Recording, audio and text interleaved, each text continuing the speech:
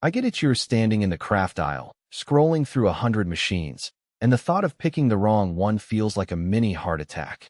You've got a few projects on the go, maybe a tote bag for a friend, a patchwork quilt you've been dreaming about, or just some quick hem fixes on the kids' clothes, and you want something that won't sit in a closet gathering dust. The risk of splurging on a heavy-duty industrial unit that's overkill, or on a toy-like model that can't handle thicker fabrics, is real. Link is in the description if you want to check the product details on Amazon, so you can compare before you decide. That's why I'm digging into the JUKI Haruka TL18QVP, a portable machine that promises the same core mechanism you find in JUKI's industrial line, but in a 25-pound, white aluminum package you can actually carry around the house. The idea is simple. Give hobbyists and small shop owners the precision of a factory machine without the need for a dedicated workspace. Let's see how that plays out when you actually pull it out of the box and start stitching. First off, the thing feels solid right out of the bag. JUKI's decision to use the same internal drive as its industrial range means the motor runs smooth and consistent, even when you crank the speed up to 1,500 stitches per minute.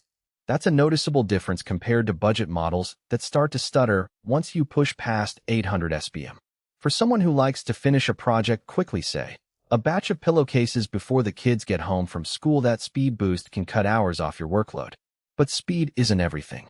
The Haruka lets you dial the light in the needle area up or down, which is a surprisingly helpful feature if you've ever struggled to see the fabric under a dim lamp.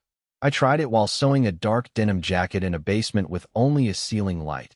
The adjustable brightness meant I didn't have to squint or keep rearranging the lamp.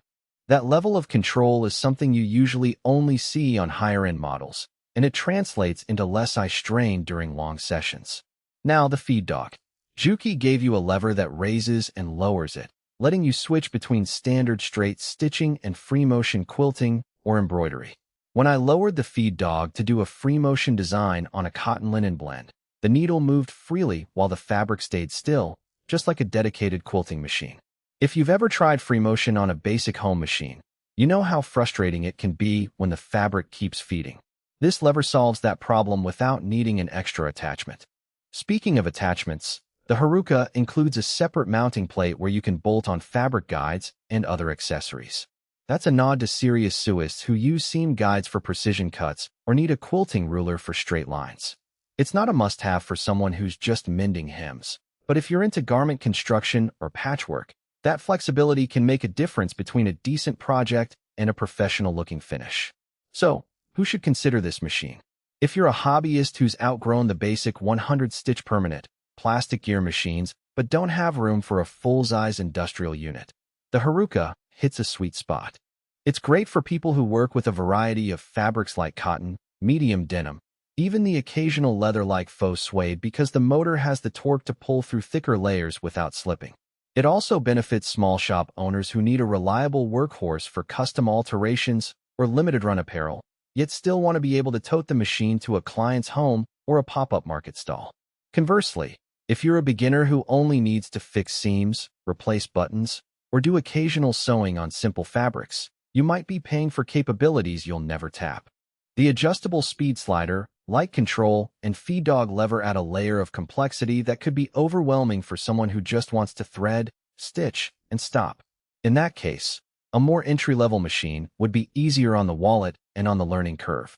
Now let's talk about the practical downsides.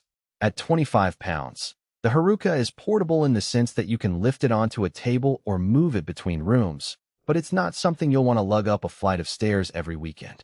If you live in a tiny apartment and need a truly lightweight model that fits in a closet, this might feel a bit hefty. Also, the aluminum body, while sleek, can get warm during extended high-speed runs. I noticed a slight rise in temperature after an hour of quilting at 1300 SPM, which isn't dangerous, but does mean you should give it a break now and then to avoid overheating the motor.